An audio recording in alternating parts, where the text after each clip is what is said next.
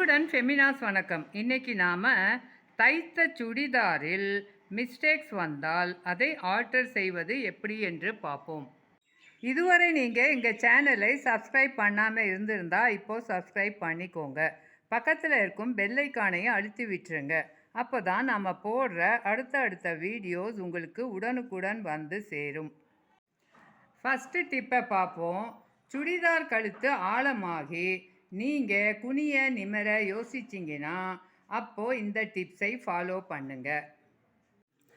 பிக்னஸாக இருந்தால் டைரெக்டாக எந்த தையலும் போட முடியாது. அதனால் முதல்ல நான் சொல்கிற அளவுக்கு மார்க் பண்ணி ஒரு கோடு போட்டுக்கணும். கழுத்து பக்கம் 1/2 இன்ச் மார்க் பண்ணிக்கிங்க. இந்த ஷோல்டர் பக்கம் ஒரு புள்ளியில் கொண்டாந்து முடிக்கணும். அப்புறம் இந்த கோட்டு மேலேயே ஒரு தையல் போட்டுட்டு அதுக்கப்புறம் இன்னொரு தையல் போட்டு கெட்டிப்படுத்திக்கணும். முன்னாடி 1/2 இன்ச்சும் அதே நேரத்தில் பின்னாடி 1/2 இன்ச்சும் போகிறதுனால மொத்தத்தில் 1 இன்ச்சு குறையும். இதனால் ஃபிட்டிங் சூப்பராக இருக்கும். இப்போது கழுத்து 1/2 இன்ச்சுக்கு குறைஞ்சிருக்கும்.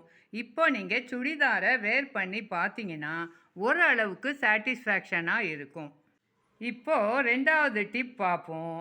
ரெடிமேட் சுடி மற்றும் நீங்கள் தைச்ச சுடியாக இருந்தாலும் அதில் ஷோல்டர் அகலம் கூடவாகி உங்கள் ஷோல்டரை விட சுடி ஷோல்டர் சரிந்து வெளியே வந்துவிட்டால் கழுத்துக்கும் ஷோல்டருக்கும் நடுவில் ஒரு டாட் பிடிச்சிக்கிட்டிங்கன்னா ஷோல்டர் அகலம் குறைந்து கரெக்டான ஃபிட்டிங் கிடைக்கும். முதல்ல ஷோல்டர் அகலம் அளந்துக்கிட்டு அதில் சென்டர் மார்க் பண்ணிக்கணும். அப்புறம் இந்த பக்கம் 1/4 இன்ச்சும் ஒரு பாயிண்ட்டு, இந்த பக்கம் 1/4 இன்ச்சும் ஒரு பாயிண்ட்டுக்கு மார்க் பண்ணிக்கணும்.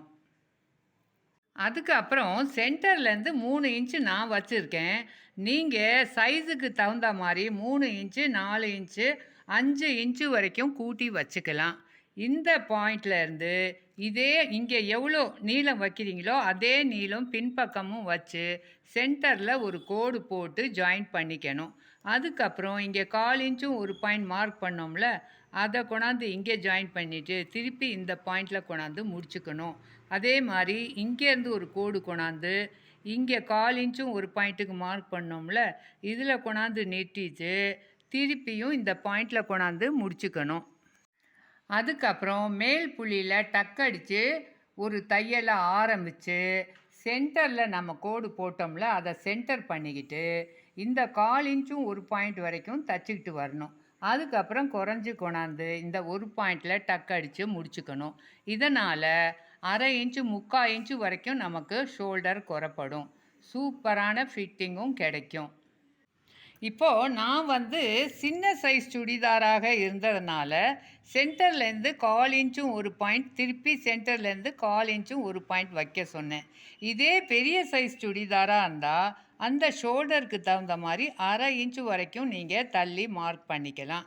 அதே மாதிரி இந்த நீளமும் மாற்றி வச்சுக்கலாம். இப்போ இதில் 3 இன்ச் இருக்குன்னா 4, 5 வரைக்கும் வச்சு தைச்சிங்கன்னா சூப்பரான ஃபினிஷிங் கிடைக்கும். இப்போது இந்த ஷோல்டரில் டக் பிடிச்ச மாதிரியே அதே அளவில் இந்த ஷோல்டர்லேயும் டக் பிடிச்சிக்கணும். இப்போது 3வது டிப் பார்ப்போம். சிலவங்க சுடிதார் லூஸ் ஃபிட்டிங்காக தான் போடுவாங்க. சிலவங்க கரெக்டான ஷேப்போடு போடுவாங்க. கரெக்டான ஷேப் வேணும்னா அதுக்கு ஒரு டிப்ஸ் இருக்குது. இப்போ என்னன்னு பார்ப்போம். ஃபஸ்ட்டு நாம் இந்த ஷேப் டாட் பிடிக்கணுன்னா சுடிதாரை கெட்ட பக்கமாக திருப்பி வேர் பண்ணிக்கணும். அப்புறம் இன்னரோட சென்டர் பாயிண்டில் ஒரு பாயிண்ட் பண்ணிக்கணும். இந்த சென்டர் பாயிண்ட்டை சென்டரில் இருந்து இந்த ஹாஃபில் இதே டிஸ்டன்ஸில் ஒரு பாயிண்ட் பண்ணிக்கணும். அதாவது இந்த சென்டர்லேருந்து இந்த டிஸ்டன்ஸும் இந்த சென்டர்லேருந்து இந்த டிஸ்டன்ஸும் ஒரே அளவில் இருக்கணும். இப்போது இந்த டாட்டோட நீளம் நான் அப்ராக்ஸாக தான் வச்சுருக்கேன் 7 இன்ச்சு. நீங்கள் 8 இன்ச்சு 9 இன்ச்சு 10 இன்ச்சு வரைக்கும் வச்சுக்கலாம். அதாவது இந்த சுடிதாரோட லூஸ்னஸ்க்கு தகுந்த மாதிரி இந்த நீளத்தை கூட்டி வச்சுக்கலாம். நான் ஒரு அப்ராக்ஸாக தான் வச்சுருக்கிறேன். இப்போது இந்த டாட்டோட நீளம் 7 இன்ச்சு, பாதி 3.5. இப்போ இந்த பாயிண்ட்லேருந்து பாதிக்கு கொண்டு வரணும். திருப்பி இந்த பாதியிலேருந்து ஒரு பாயிண்ட்டுக்கு கொண்டு போகணும். அதே மாதிரி இந்த பாதிக்கு கொண்டாந்துட்டு திருப்பி ஒரு பாயிண்டில் கொண்டாந்து ஒரு கோடு போட்டுக்குங்க. அதுக்கப்புறம் இதை பாதியாக மடித்து ஒரு தையலை போட்டுக்கணும். இப்போது டாட் ஷேப்பை வரைஞ்சிட்டோம். நடு கோட்டை இப்படி நெயிலிங் பண்ணிக்கணும். அடுத்தது இந்த வளைவு கோட்டில் இந்த பாயிண்ட்லேருந்து டக் அடித்து கொண்டாந்துட்டு இந்த பாயிண்டில் டக் அடித்து முடிச்சுக்கணும். இதே மாதிரி இந்த ஹாஃப்லையும் நீங்கள் ஒரு டாட் பிடிச்சிக்கிட்டிங்கன்னா சூப்பரான ஃபிட்டிங் கிடைக்கும். இப்போது இந்த ஷேப் டாட்டை இங்கே எப்படி பிடிச்சோமோ அதே இந்த ஹாஃப்லையும் பிடிச்சிக்கணும். முன்பக்கம் பிடிச்ச பிறகு பின்பக்கமும் அதே மாதிரி பிடிச்சிக்கலாம். நல்ல ஷேப் கிடைக்கும். ஆனால் வயிறு பெருசாக இருக்கிறவங்க முன்பக்கம் பிடிக்க வேண்டிய அவசியம் இல்லை. சில சுடிதார் வேர் பண்ண பிறகு இந்த இடுப்புக்கு கீழே டைட் ஆயிரும். அதனால் நம்ம ஆட்டோமேட்டிக்காக என்ன பண்ணுவோம், உட்காரும்போது எந்திரிக்கும்போது நம்ம கை நம்மளை அறியாமலேயே இங்கே ஏற்றி விட்டுக்கிட்டு உட்காருவோம். ஆனால் எந்திரிக்கும்போது மறந்துடுவோம், இறக்கி விட மாட்டோம். இந்த ப்ராப்ளத்துக்கு சால்வ் பண்ண ஒரு டிப் இருக்குது. இந்த ப்ராப்ளத்தை நீங்கள் சரி பண்ணலைன்னா இங்கே டைட் ஆகி நாளடைவில் இந்த ஓப்பன் கிழிஞ்சிடும். திருப்பியும் சுடிதாரை கெட்ட பக்கமாக வேர் பண்ணிக்கணும். அதுக்கப்புறம் உங்கள் பைஜாமாவோட இடுப்பு நாடாக இருக்கு இல்லையா, அதுக்கும் கீழே 1.5 இன்ச்சோ 2 இன்ச்சோ மார்க் பண்ணிக்கிட்டு அது வரைக்கும் இருக்கிற தையலை பிரித்து விட்டுட்டு இந்த நாடாவுக்கு கீழே 1.5 இன்ச்சு வரைக்கும் பிரித்து விட்டுட்டு திருப்பி ஆரம்பத்துலேருந்து சைடு தச்சுக்குங்க.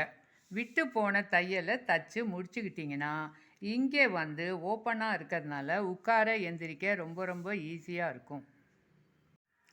நீங்கள் தைச்ச சுடிதாராக இருந்தாலும் ரெடிமேட் வாங்குகிற சுடிதாராக இருந்தாலும் வேர் பண்ணி பார்த்துட்டு இந்த முறையை நீங்கள் கையாளணும். அப்போ தான் உட்கார எந்திரிக்க உங்களுக்கு கன்வீனியண்ட்டாக இருக்கும். அடுத்த டிப் பார்ப்போம்.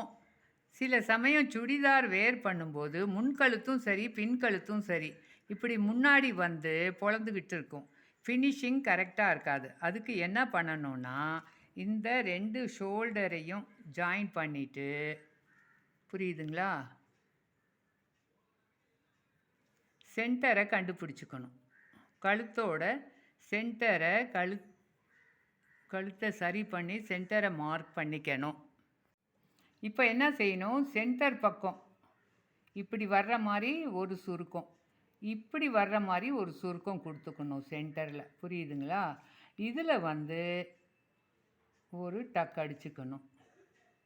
நான் உங்களுக்கு வேறு கலரில் செஞ்சு காமிக்கிறேன், அப்போ தான் உங்களுக்கு சரியாக தெரியும்.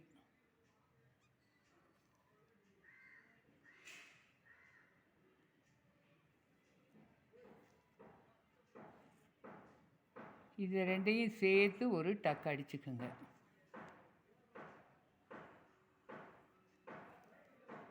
இப்போ பாருங்கள், கழுத்தும் டைட் ஆயிடுச்சு, ஃபினிஷிங்கும் நல்லா இருக்குது. இதுக்கு மேலே ஷோ பட்டனோ அல்லது ஃபேன்சி பட்டனோ அல்லது போ செஞ்சும் வச்சுக்கலாம், இல்லாட்டி டோரி குஞ்சம் செஞ்சு இதை அழகுபடுத்திக்கலாம். இந்த ஒரு சின்ன சீக்ரெட்னால கழுத்து டைட்டாகவும் அழகாகவும் பதிஞ்சு சூப்பராக இருக்குது பாருங்கள். கழுத்துக்கு நடுவில் இன்வெர்டட் ஃப்ளீட் பிடிச்சோம் இல்லையா, அது சின்னதாக இருந்ததுனால உங்களுக்கு தெரிஞ்சிருக்காது. நம்ம இன்னொரு தடவை பெருசாக செஞ்சு காமிக்கிறேன் பாருங்கள். இப்படி இந்த சென்டரில் கொண்டாந்து இந்த மடிப்பு வச்சுக்கணும். திருப்பி இந்த சென்டரில் கொண்டாந்து இந்த மடிப்பு வச்சுக்கிட்டு இங்கே 2 டக் இங்கே 2 டக் அடிச்சுக்கணும். புரியுதுங்களா? அடுத்த டிப் என்னான்னு பார்ப்போம். சுடிதாரில் 3 3.5க்கு மேலே கழுத்து அகலம் வச்சிங்கன்னா ரொம்ப சாய்வாக இப்படி பேனு வந்துடும் கழுத்து. அதை கண்ட்ரோல் பண்ணுறதுக்காக வேண்டி நீங்கள் டோரி குஞ்சம் வச்சுக்கலாம். அது பிடிக்கலைன்னா இந்த மாதிரி ஒரு சின்ன நாடா தைச்சு பின்னாடி வச்சு ஒரு டக் அடிச்சுக்கணும். இந்த சென்டர்லேருந்து, அதாவது ஷோல்டர் சென்டர்லேருந்து 1 இன்ச் 1.5 இன்ச்சுக்குள்ளே வச்சு இங்கே ஜாயின் பண்ணிக்கணும். அதுக்கு மேலே கீழே இறக்கக்கூடாது. புரியுதுங்களா? இந்த மாதிரி டோரியோ டோரி குஞ்சமோ கழுத்தில் வச்சு தைக்கிறதுனால கழுத்து அகலத்துலேயும் விரியாது, ஆழத்துலேயும் விரியாது. நாம் வச்ச இடத்துலையே அப்படியே பதிஞ்சு உட்காரும். இதுவரைக்கும் நீங்க எங்க சேனலை பொறுமையா போர் அடிக்காம பார்த்ததுக்கு மிக்க நன்றி. வணக்கம்.